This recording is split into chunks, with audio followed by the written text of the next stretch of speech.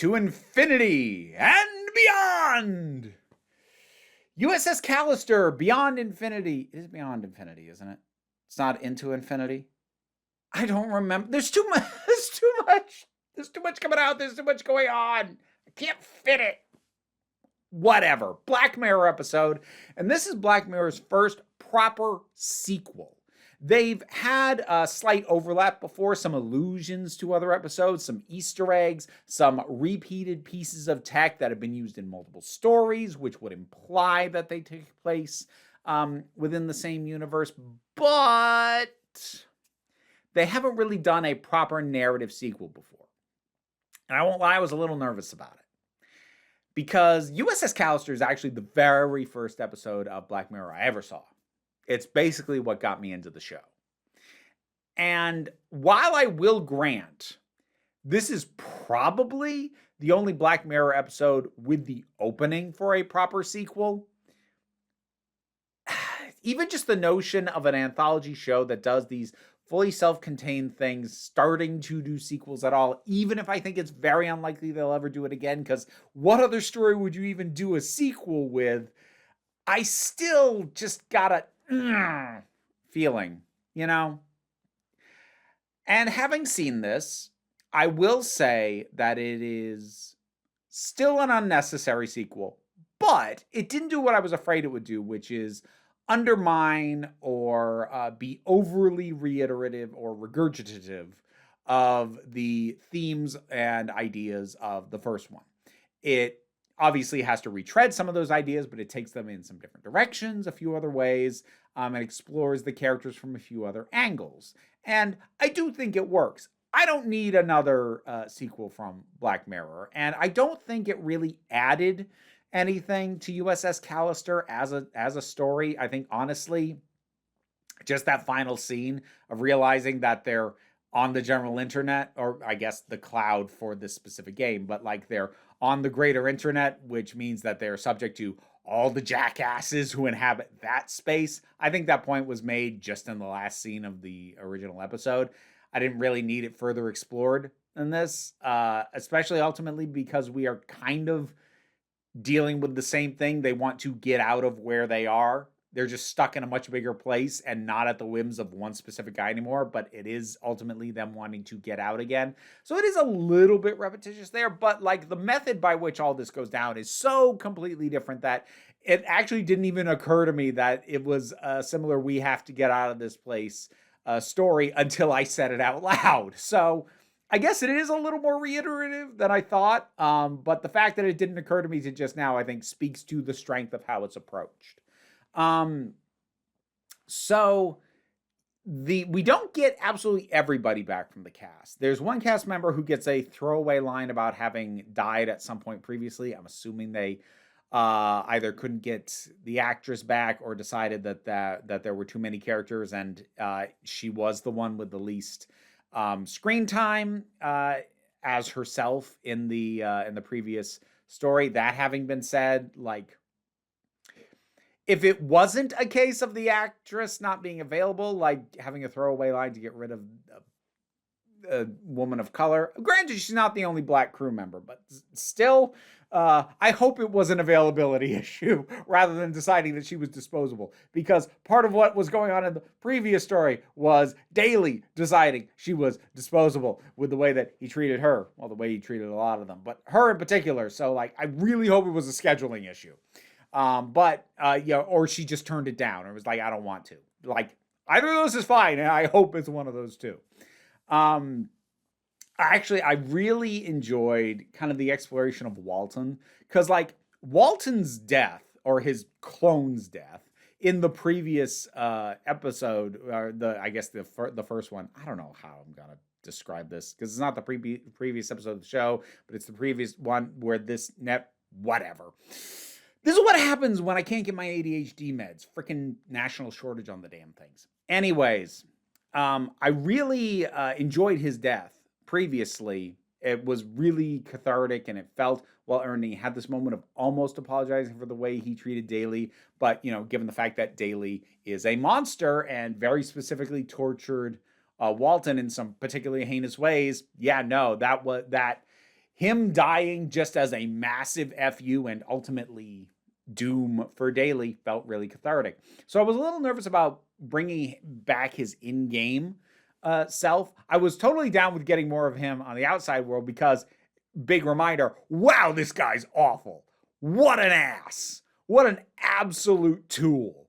The worst kind of person. But, you still developed a lot of sympathy for his in-game version because of what Daly put him through. Like, did he deserve what happened to him? No, he didn't. Is he a horrible person who deserves what happens to him at the end of this? Yes.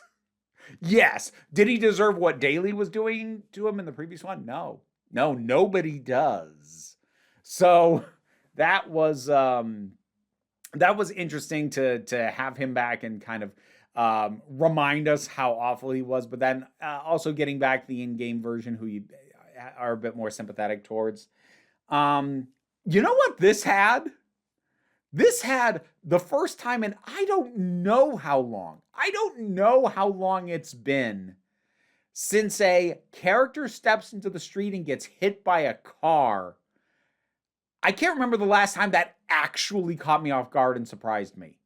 But it did in this one. I think it's just because they didn't, like, most of the times that these things do that, the shot is framed in such a specific way, you're like, you're about to get hit by something. And it was framed in a more casual, slightly off-kilter way. I think there might have even been a slight handheld bob of the camera that I just didn't clock it. And then all of a sudden, boom! Oh! It actually caught me off guard. I don't remember the last time that gag got me. This one it did. That said, it is ultimately a narrative convenience to give them a way out. And into Nanette's now brain dead body. Interesting solution to the overall thing. And you know what? The Real Housewives of Atlanta gag was cute. That was cute. I liked it. I kind of like that everybody who watched enough of it started getting into it. They just kind of couldn't help themselves. I like that. I like the mix of players that we get. There's something about the Welsh guy. I know that it is kind of patronizing to call an accent cute. But in this specific case, I'm not going to make it a broad statement, but I do think in this case, his Welsh accent was really cute. It just with the way the character was and his insistence on, instead of calling people assholes, calling them bottom holes, which I don't think is actually a colloquialism around there. But like, regardless, just hearing that accent just kind of made me smile. If that's patronizing, I'm sorry. I thought it was cute in this instance. But that, and Pixie with the pink hair and all these characters. Oh, it was interesting how long it took for them to actually display the no character tag thing, because I found myself wondering, like, what is it that they're spotting immediately that makes them know these players don't have a tag? Because, like, I wasn't seeing anything on the ones who were players versus the ones who were the digital clones. But then we actually get something from the view of one of the players and you just see it floating above their head, no tag. I'm like, oh, there it is. I'm glad that wasn't present throughout the rest of the visuals. It would have been annoying and distracting. So I think the way that they deployed that and the timing of when they deployed it, pretty good. Trying to think what else I want to talk about with this. Oh, well, there's Daly. Daly coming back was an interesting choice, except he's not back. It's an earlier version of him. It was an interesting choice. And I had to think on it a little bit to decide that I like how they handled this, because I was initially kind of like, okay, this isn't him however many years later having gone through the experience of being continually, and this does not excuse any of Daly's behavior. Man was a monster in the first one. But, going through however many years of achieving success, but still being really socially awkward, still having a really hard time connecting with people, still being really awful around women in terms of being able to connect with anybody at all, still continually being taken advantage of by Walton. and seeing him vent those frustrations at his avatars. This version of him hasn't had that specific experience. So initially I wondered, like, is he going to be nicer? And he's initially kind of presented that way. You know, Nanette tells him what the other version of him put them through, and he's like, wow, that's awful. I'm really sorry. And you kind of wonder, like, okay, is he gonna help? And it seems like he's going to. And initially, when we find out that he's got his own little twist on things and he still has those capabilities, even if he has not embraced being a monster at this point, I did initially go, is that cheap? Like, to have him still kind of be the bad guy. But the more I think about it, I'm like, no, it's not. It's correct. He's not embraced the fact that he's the bad guy, but it's the same guy with the same capabilities. But more to the point, this is him, while it's not at a point that he's, been in the office at this company and like developed whatever additional, personality fouls that made him who he was, he did still knowingly imprison a version of himself to work on this code forever. And he knew that's what it was, and he did it anyway. He was still, at the point at which this digital clone was created, that was a version of him who was willing to do this to someone, do it to himself, and to not think of that as a person. So yeah, I do think it is correct. I think it makes sense that he's a little bit almost put off by his own capabilities, when he makes her mouth vanish, which is a less extreme version of the fact that he made her whole face go away in the first one. But even if he's a little put off by it, he's still doing it.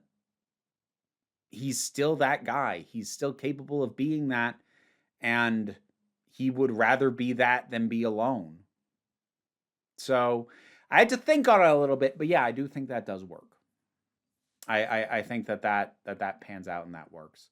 And this was an exceptionally long episode. This is basically a movie length episode, and it was a nifty kind of exciting thrill ride.